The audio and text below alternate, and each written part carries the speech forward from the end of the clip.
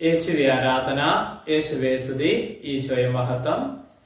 ഇന്ന് ഈ സന്ദേശം ശ്രവിക്കുന്ന എല്ലാ ദൈവമക്കൾക്കും കർത്താവായ യേശു ക്രിസ്തുവിന്റെ പരിശുദ്ധ നാമത്തിന്റെ ശക്തിയാൽ നിങ്ങൾ എല്ലാവരും അനുഗ്രഹിക്കപ്പെടട്ടെ. നിങ്ങൾക്ക് എല്ലാവർക്കും വേണ്ടി പ്രാർത്ഥിക്കുന്നു.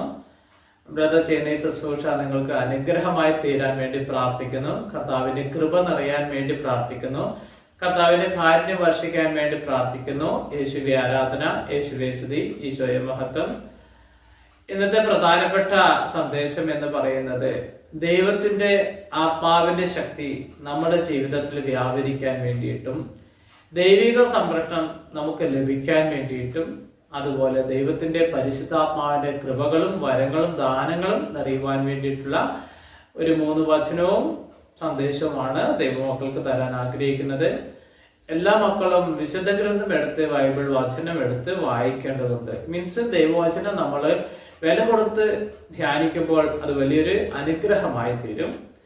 അതുപോലെ തന്നെ നിങ്ങൾ എല്ലാവരും ദൈവത്തിന്റെ സ്വന്തം സൃഷ്ടികളാണ്, ദൈവത്തിന്റെ മക്കളാണ്. നിങ്ങൾക്ക് ജാതിയോ മതമോ വംശമോ പാരമ്പര്യമോ ഒന്നും ദൈവം നിശ്ചയിച്ചിട്ടില്ല. നിങ്ങൾ എല്ലാവരും ദൈവത്തിന്റെ സൃഷ്ടികളാണ്. ഈ സന്ദേശം കേൾക്കുന്ന എല്ലാ മക്കളും ദൈവത്തിന്റെ സൃഷ്ടമാണ്, ദൈവത്തിന്റെ സൃഷ്ടികളാണ്. ദൈവമാണ് നിങ്ങളെ ക്രിയേറ്റ് ചെയ്തിരിക്കുന്നത്. ദൈവത്തോട് നന്ദി പറഞ്ഞ് നമുക്ക് പ്രാർത്ഥിക്കാം. ഇന്നത്തെ സുപ്രഭാതത്തിൽ ദൈവത്തെ ആരാധിക്കാൻ ദൈവം അവസരം തന്നതിനെ ഓർത്ത് ഞാൻ ദൈവത്തോട് നന്ദി പറയുന്നു. നിങ്ങൾ എല്ലാവരും നന്ദി പറഞ്ഞ് പ്രാർത്ഥിക്കുക.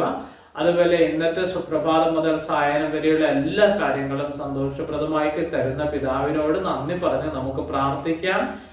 പ്രധാനമായിട്ടും ഇന്നത്തെ സുവിശേഷത്തിൽ കിട്ടുന്ന സന്ദേശം വിശുദ്ധ ഗ്രന്ഥം മർക്കോസിന്റെ സുവിശേഷം 8-ാം അധ്യായം 34-ാം തിരുവചനം.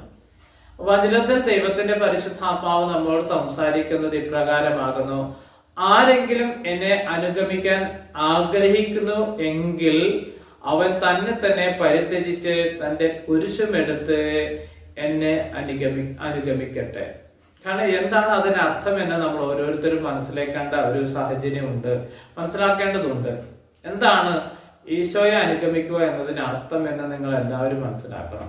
നിങ്ങൾക്കും അത് അറിയേണ്ടതുണ്ട്. ഞാനും ചില സമയത്ത് വിഷമിക്കാറുണ്ട്, പല ആകുലപ്പെടാറുണ്ട്. കാരണം അതിനർത്ഥം എന്ന് പറഞ്ഞാൽ എന്താണെന്ന് നിങ്ങൾ ആലോചിക്കണം. നിങ്ങൾ നിങ്ങളുടെ ഹൃദയത്തോട്, ജീവിതാന്തസ്സോട് നിങ്ങൾ ആലോചന ചോദിക്കണം. അപ്പോൾ ദൈവം നിങ്ങളോട് സംസാരിക്കും.